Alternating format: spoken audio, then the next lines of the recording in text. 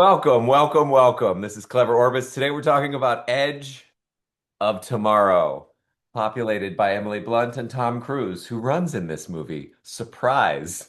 I gave it a 9 out of 10, even though sometimes it's like watching someone iterate through a video game. But here's my opening salvo. All right.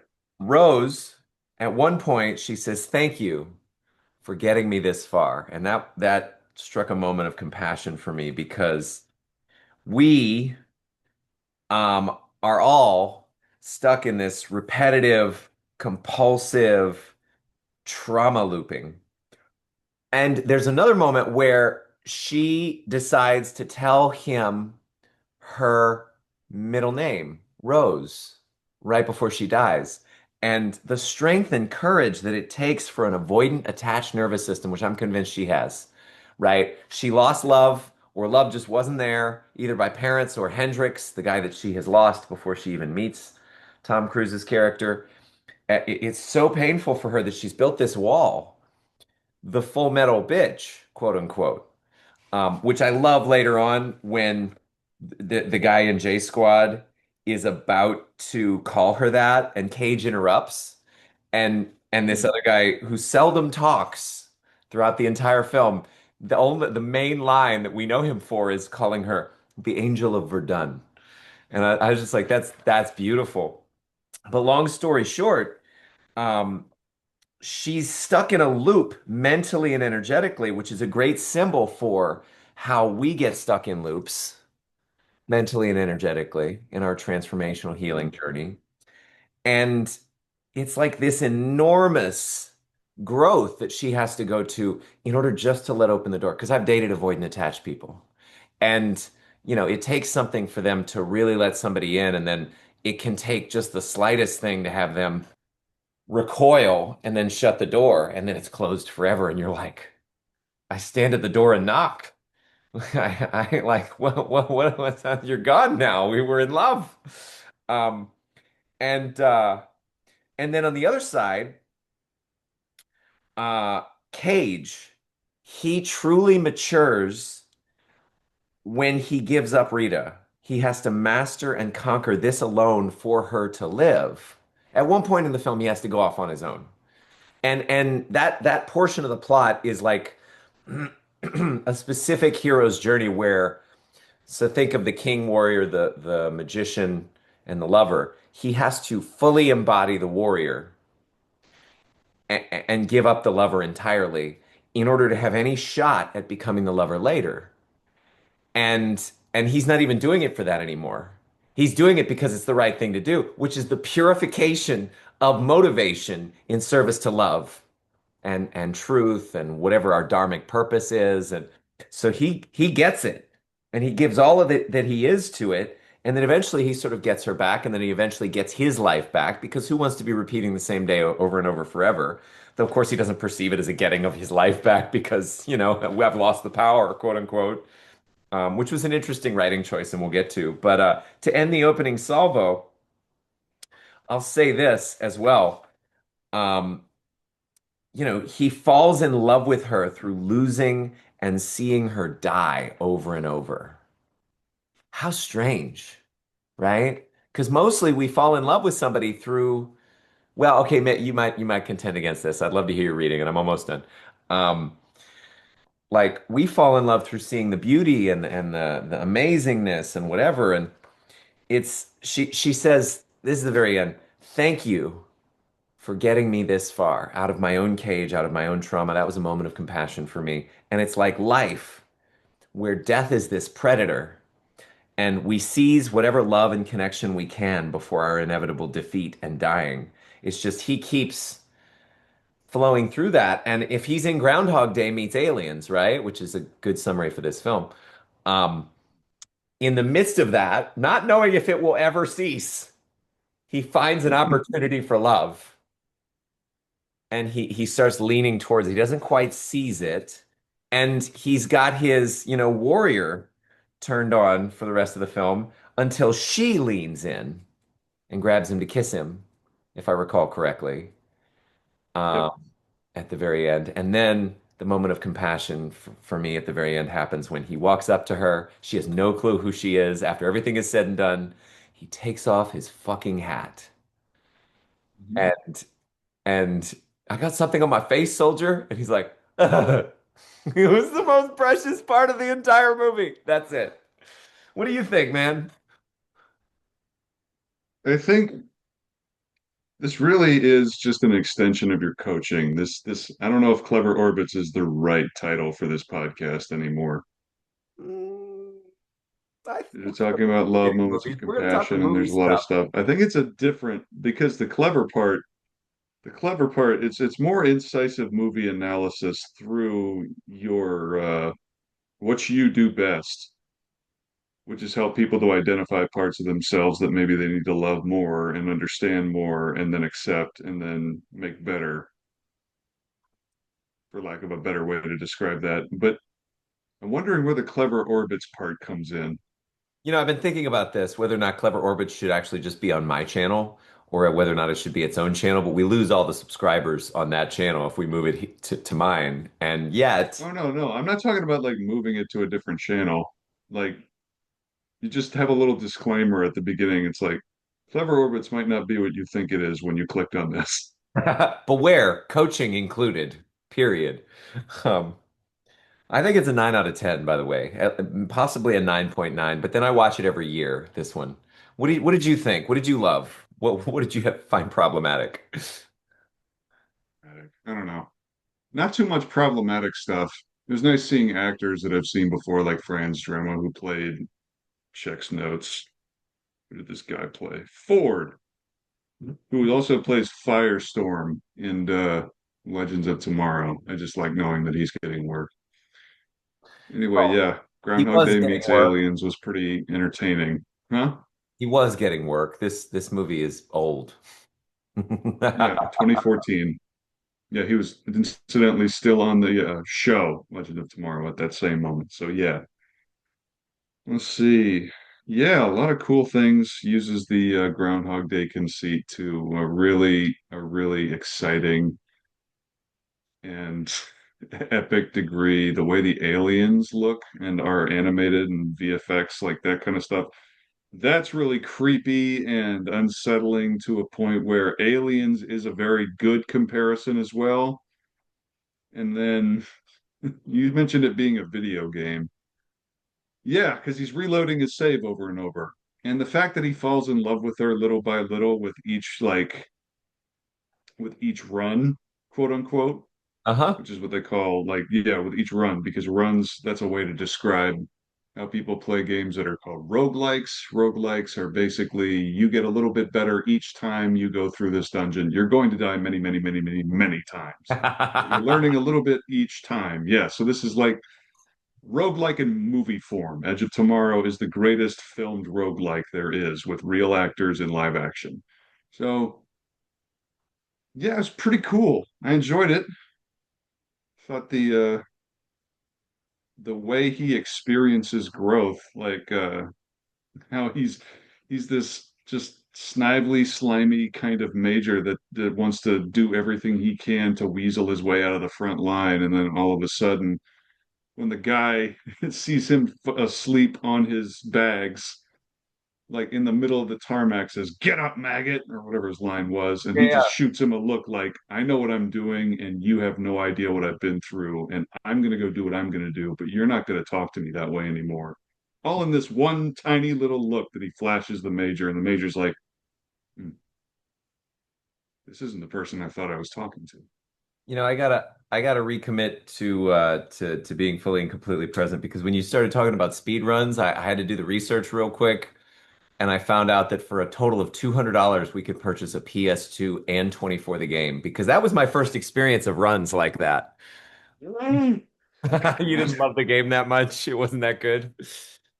I liked it for the cutscenes because I was like, season 2.5. All right, Yeah, I this would rewatch the cutscenes. I think that's the thing. I mean, the playing of it, I don't remember there the you gameplay go. being like. But then I don't play video games that much. This is like the only really real game that I ever committed to in a serious way. Yeah, you seem to accept like billions of gameplay flaws if they are surrounding a certain mythology Like or Star Trek, fiction that yeah. you Star Trek love and Online. experience with nothing but love. Yeah, you will put up with all of the All bullshit of that comes along with all of massive multiplayer online games just because it said Star Trek Online on the box art and had someone pointing a phaser, and you're like, wow, he's got a really cool Starfleet uniform. And I'm like, all right, I thought that. this honestly, you're with billions of people, though.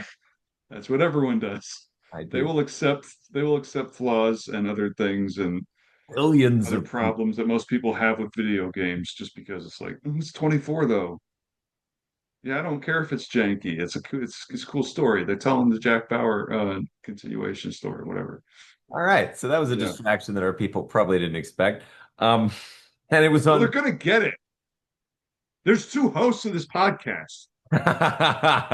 You're gonna get what you get. I don't know who I'm talking to right now, but hear that. So All right, go ahead, Lewis. this movie is so repeatedly watchable that there's the music is compelling, the pacing and the personality are perfect. Like I thought the character work was great, the acting was great, the post-apocalyptic feel throughout highlights how ethics are always made up and they're just kind of stumbling through and yeah, it's very entertaining. I mean, uh I like that she volunteered as a soldier. That's interesting to me. Emily Blunt's Yeah. character, Rita Vertasky. I like her name. Her name is very lyrical. Rita Vertasky. Rita Vertasky. Rita Vitaski. It elides. They allied. The two names allied very well. And then let's return to something you said. The guy who calls it maggot, who's get on your feet, maggot. There's a moment where it Yeah. seems like he perceives right when Tom Cruise wakes up the resigned defeat in his eyes, and it's like this ghastly look on his face. Not that Oh yeah. Yeah, he's got the billion yard stare, and he's just trying to process what he went through, and then realizing there's no way around this. the sergeant is There's actually so rattled much I by have it. to face. Yeah, the sergeant starts to have empathy for him in that moment and starts to realize, okay, you've been through something. You couldn't have possibly gone through this on the plane ride over after what we just happened with the colonel. Yeah, I don't know what's going on for So you. I feel he's it. probably he's probably just confused. Like, what? Yeah, I feel it. Yeah. feel what? Well, Face? the maggot guy. So, the other guy, I'll never forget. This is one of Hey, my favorite move. lines. What? Yeah, I was gonna say move your head real quick. Yeah, I can almost picture the left side of his face melted off by the mimic blood. But then go back and say what you're gonna say. Okay. It's a So, creepy moment. I love this guy, the Zion's Hill guy played by Bill Paxton, the actual sergeant, because that Yes. guy's not a sergeant. Mhm. But Yeah, his Sergeant Farrell. characterization Yeah, was that Sergeant Farrell, or was it Sergeant Farrell. Farrell? I can't remember. Yeah. Sergeant Farrell. Yeah, I love. I always misquote this in my memory, but he's like, "Why do they call it Zion's Hill?" And he says, "Don't know, never asked." I've always loved the tone and the delivery, even though I always remember it as "Don't know, don't care," because that's the energy of it. Well, yeah. It doesn't include his scope of responsibility, so why would he? He's not curious. As a person, he's just not curious enough. And then it's so satisfying to see him upset at the entirety of J Squad just gone later on in the film. Yeah. Yeah. I mean, that's just like, all right, man. Of course, Yeah. when it Yeah. resets, they're back under his tutelage and they're still in the installation. But yeah, at least that one part where they're gone, it's like so. Oh man. Yeah, but they're all together in solidarity with Frataski and Cage. That's a turning point for me in the film. I'm like, yes, yes, you don't have to convince anyone higher up. You just need to convince this team so that you can get where you need to go. Yeah.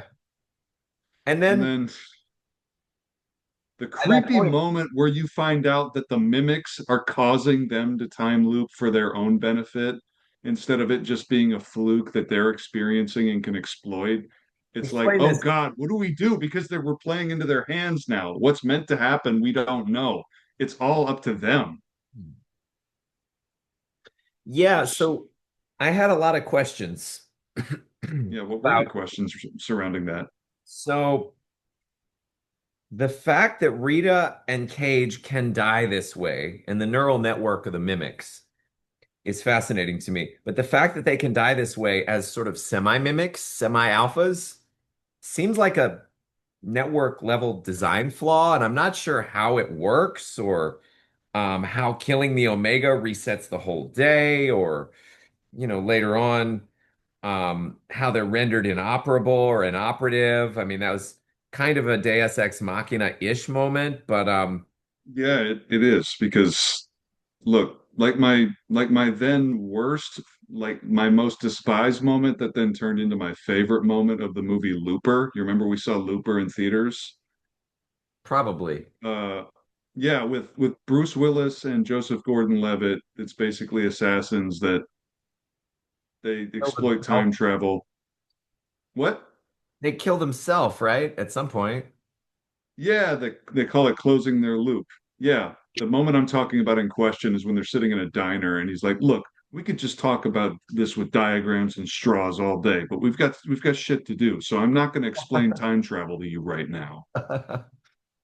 So I'm Yeah. like, "All right, it's at that point, once I accepted that that was something that scripts could just do and we're Yeah. not owed an explanation, Yeah. we could just do whatever. So I think Edge of Tomorrow gives just enough for us to work with.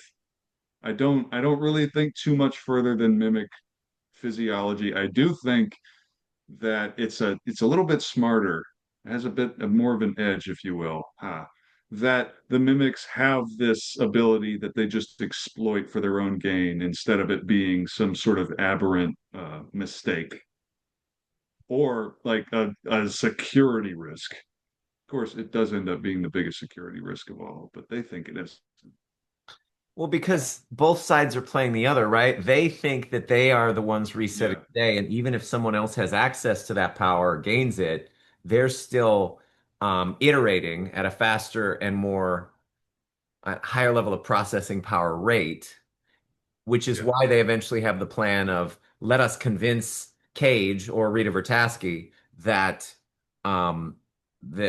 we can seduce them into, here's the Omega, come get it, so that we can eliminate this loose end that we allowed to exist to begin with. Although it's like an epiphenomenon of the system. It happens because the system exists and because the blood happens to be that way, that somebody's probably going to get that power on every planet that this happens. It's just they have yeah, a plan for yeah. dealing with it.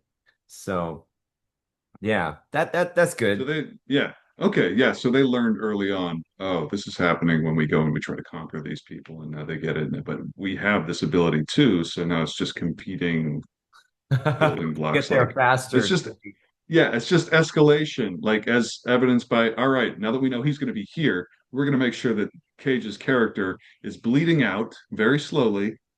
We're going to make sure he doesn't use that gun to shoot himself. And then this is going to close the loop. And now we know their entire plan. The people are going to be stopped easily. You wanted to talk about anything else. You got me. So there was this one scene where on the radio, as they're escaping in the van, I know you know what I'm about to say. It says, if you're in a Mm, vehicle, please lock doors and stay inside. And they're driving by and it's missing a door. yeah, This is so yeah, bleak. that made me, I was like, yep, this is why I would love to make movies, is moments like this. This is why. Moments like that. That's the most important type. Okay. So also, what'd you think of Are you the kidding? Yes, what'd you absolutely. Everything else is bullshit. That's what I want. What'd you think of the missile launcher add-ons to the mech suits? Like, what merits those upgrades? Because not everybody has those. Oh, You don't see I don't them. know how well you do. Yeah, but they can't get them. I mean, he's drugged that one time and he's like, give me extra bullets or whatever. Give me more claymores. Yeah, yeah. Give me One more must clips and imagine make that sure that I have enough massive. rockets loaded, and then make sure that there's no like double check my servos to make sure this thing moves as fast as it needs to, or something like that. I don't know. There's something wrong Yeah. with your suit. There's a dead guy in it. It just becomes a joke that you get to experience badly over and over and over again. And then I like ultimately that's the question of the film. Or that's the conceit of the film. There's something wrong with your suit. There's a dead guy in it, and how you die is important. Yes, that's also true. But I like the texture of the novelty within the familiar, the repetition or the differences within. Rita is avoidant attached, is my contention. And it's ironic because she's fighting for a possibility like humanity's survival and connection that she can no longer allow herself the luxury of. And so the journey of the film is her waking back up to whatever, to the thing that makes all of her fighting worthwhile through someone else who has to go through the same journey that she went through of becoming earned, avoidant, attached. Like he really cares and he's really gregarious and open and like friendly in his way. And sure, he's like manipulative jerk asshole in the beginning, like dishonorable and whatever. So he also moves from not caring for other people and not being willing to sacrifice himself to being willing. But he goes from anxious through attached to there at the end, or through avoidant to there at the end, where he's like, well, maybe something's possible with this woman. And I want to pursue that, even if we're not trying to save the world together. Of course, she's abrasive when he meets her again. Well, something on my face? Isn't that she says that right before the end, right? Yeah, she's always going to respond that way the first time she sees him, no matter how he walks up. She always Either says as a that. That's private, her. either as a private that needs training, or a major that's clearly, I don't know. I also really like how they salute, like when he walks in the last time. It's such a vindication that he's treated as a respected freaking military officer Well, because yeah, because he's actually earned it this time, but yeah, well, he's earned it, but nobody knows it.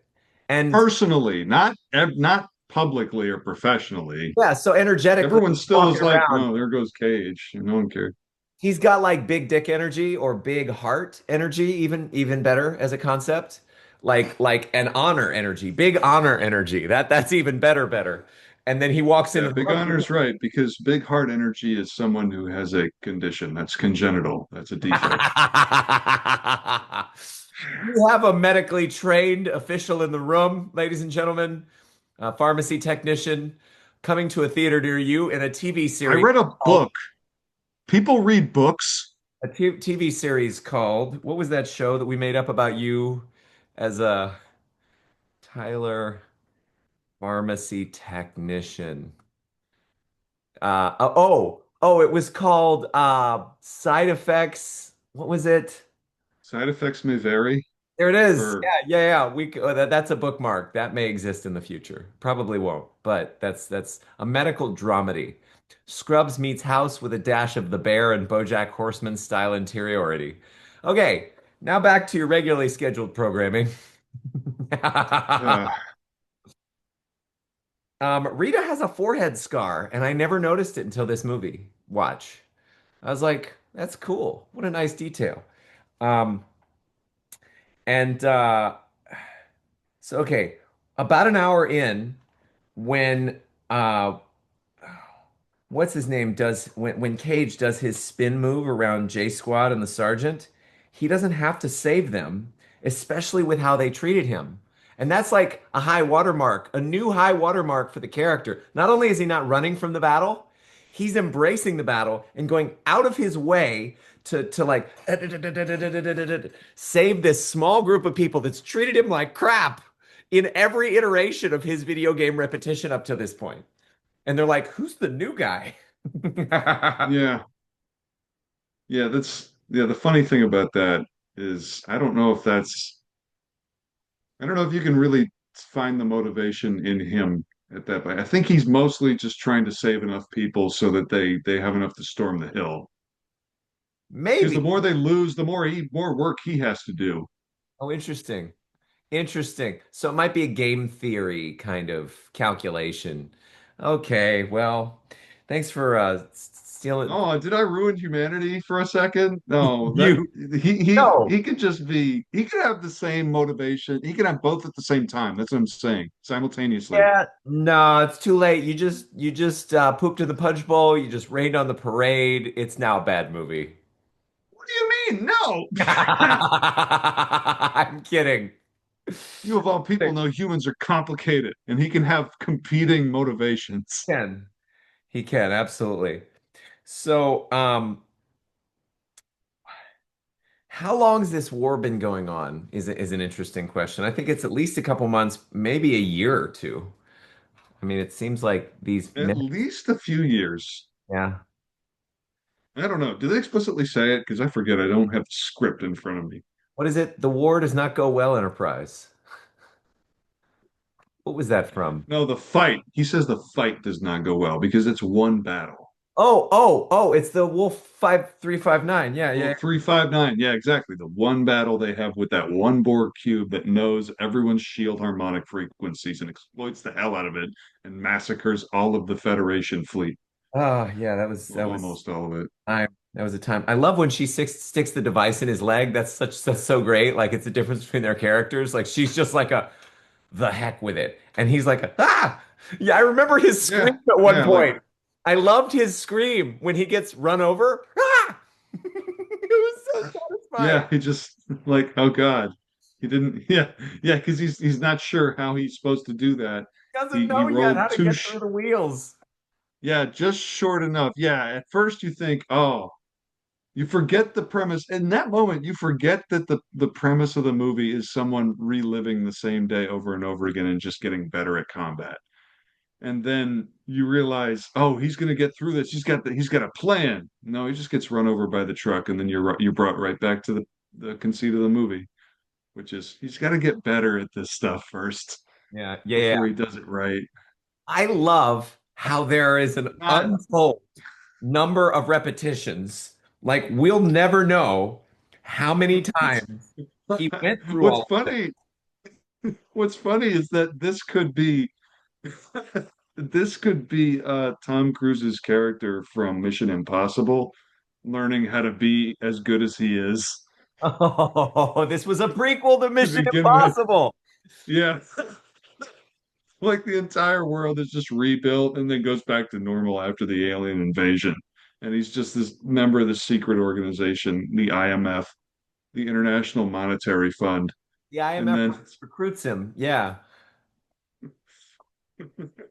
Now, in the light of that, this repetition thing, it's interesting how suicide and self-murder or the murder of the person who can repeat becomes easy and kind of weirdly coded. Like it's no longer an unethical act. In fact, it's just kind of like, ho hum, you broke your spine, bam. Oh, you fell down, oh bam. yeah, when she's training him. Yeah, no, it's like, all right, now that I know what you're going through, I have complete confidence that this is the right thing to do. Dead. All right, try again. Oh, you sliced your brain up. Dead. Dead, dead, dead, dead, dead, dead, dead. You're not doing There's well enough. the other Do better scene. next time. Dead. The other scene that happens around that time that I really like is when he's like, "Have you tried? Have you tried? Oh, sex? Yes. It doesn't transfer." There's another version of this film that completely destroys the whole central character arc from her, from like avoiding attached to like opening her heart again at the end, where she's like available. She's like Mm, a hardcore avoidant though. Like I've never met most of the avoidants I've met. They open their heart, they open their nervous system for sex. Um, and then they get to take experiences of love and connection in the midst of that, and then they close when they need to, when they feel that they're unsafe or threatened or about to be rejected again. But she's so far gone inside her own trauma that she's like, no, you can't even touch me. I won't even take the physical pleasure, the mimic of love, pun intended, Because maybe she was like that with Hendrix. Maybe she loved Hendrix, and they Yeah. fell in love, and she lost him. And Well, maybe yeah, he loved that's what him. she says, right? That's what's in. Does she say that at one point? I'm sorry, I don't. I mean, it's implied. It It's has to be. implied. Like, yeah. It could Yeah. be also just as likely that it's another soldier. She became attached to them platonically or something, and then she lost them, and then it happened over and over and over again. And yeah, because she Oh had the man. same thing at one point, and then had her own Groundhog Day, and now it's like never again. This is no. He just So wants to survive and get through this. And then he eventually becomes like, okay, I'm convinced that this is my task, this is my objective. I have this ability, I can do this. And then she's like, oh yes, good. Finally, we can end this war.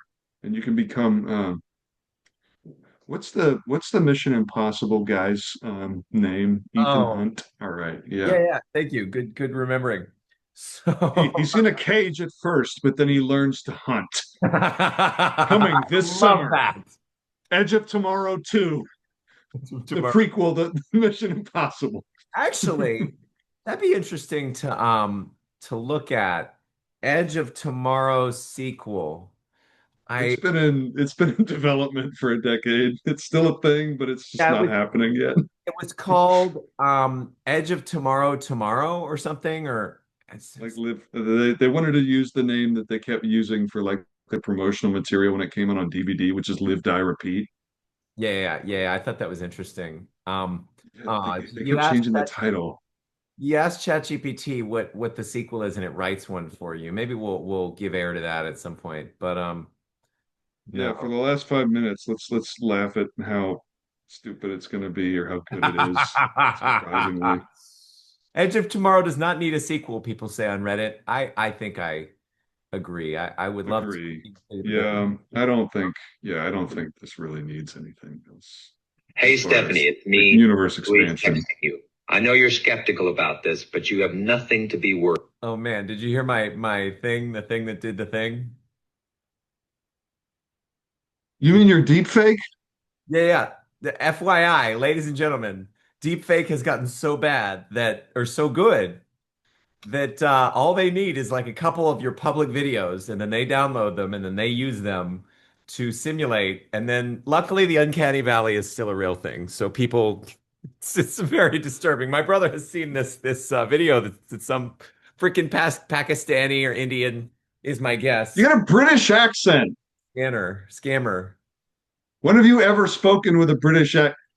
Let me be clear. Lewis does not speak with a British accent very Oh, well. yes, I It's not do. a good I impression. absolutely do. As you can see, this is the real one. The other one is, it's very clear that his accent is genuine from a place of, he was clearly born in the UK. The Let's one he's keep doing going. now, Keep yep. going.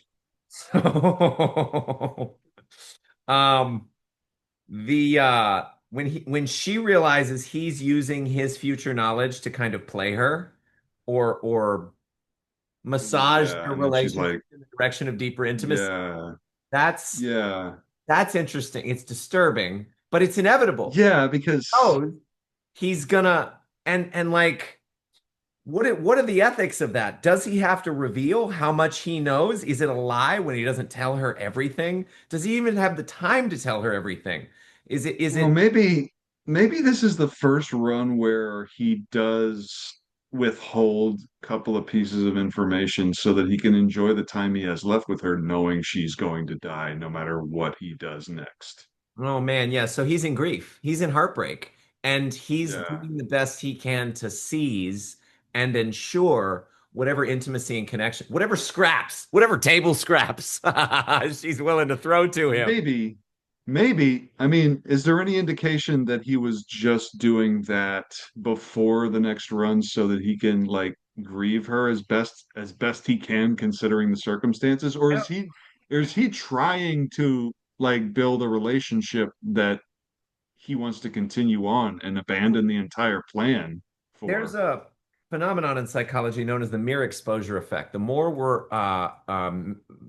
present to any stimulus, the more positively we evaluate it. So if you get stuck in an elevator with a beautiful woman and that elevator, you're still conscious, which is interesting. What actually gets transferred? It seems to be like Wait, she's a neural, unconscious? it's a neural pattern that's developed and refined as he's alive. And then at the moment of death, that neural pattern gets reset and or gets resent. And so the emotional attachment cannot be gotten rid of. It just deepens for him. His empathy for her just deepens because you get in a room with somebody, you see them in pain. If your heart is not closed, you will feel that pain through your mirror neurons. And the more you feel that pain, the more you care about that person. So he cares about her. Maybe he thinks that hiding from her the truth will keep her from suffering as much. Maybe. And maybe that's a judgment call for sure. And she gets pissed because it feels like a betrayal that he knows more about her Yeah, and he's letting yeah. on. But it's also a way They're of both. keeping the situation uncomplicated for her. It's easier, I think, tactically.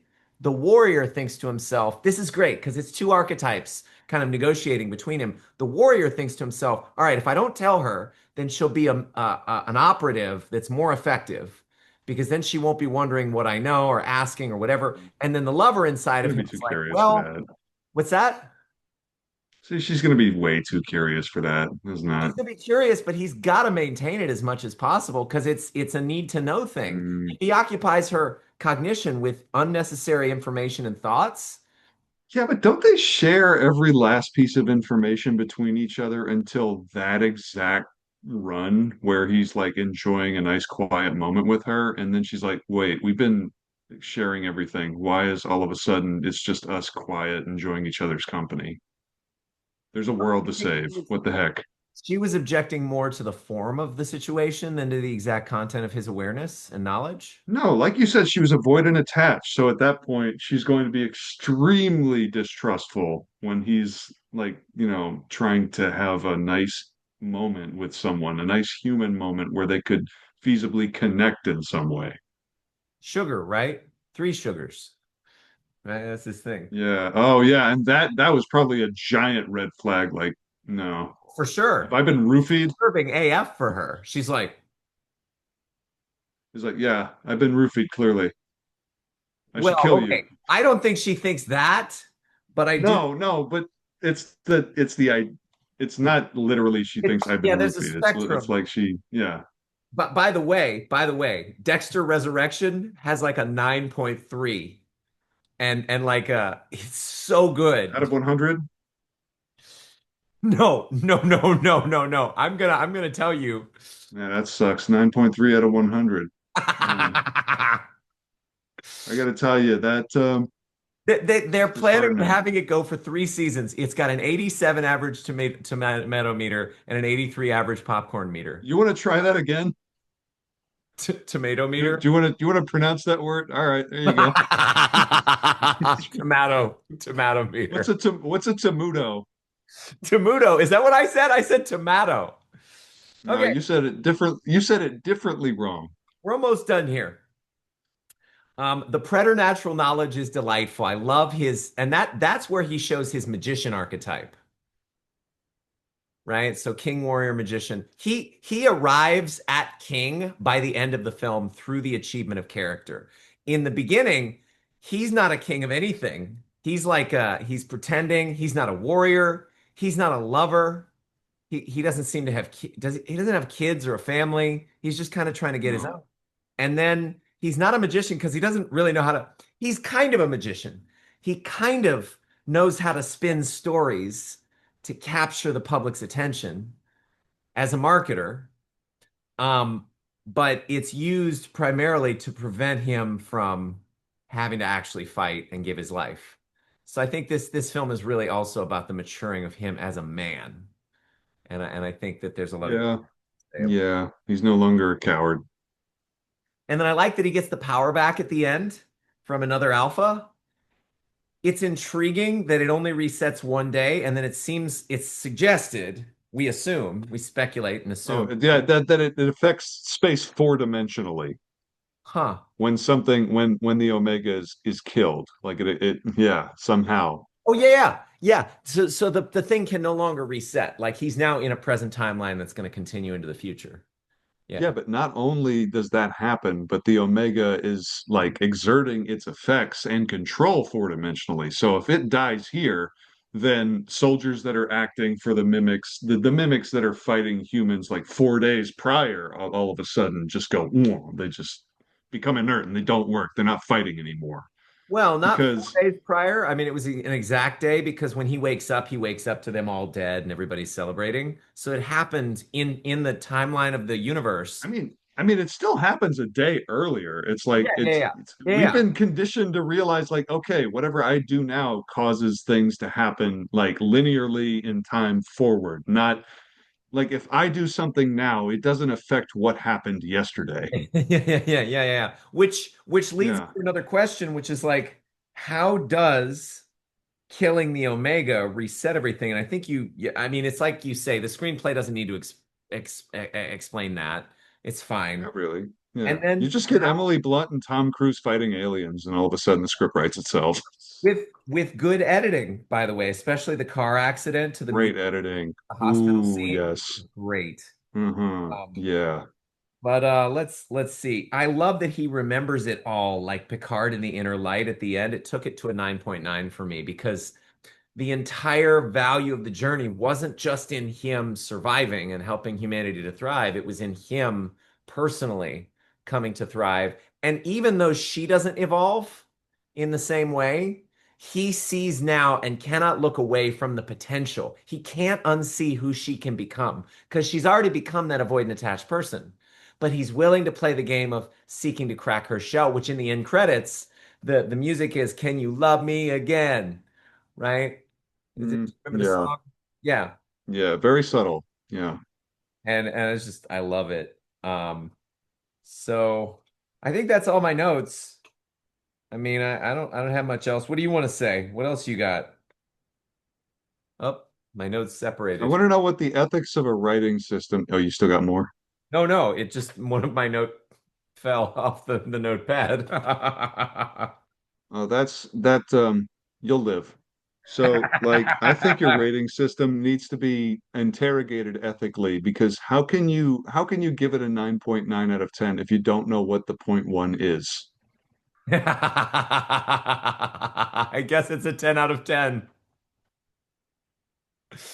Okay. You So win. I was expecting a little more pushback, but I I guess always, okay.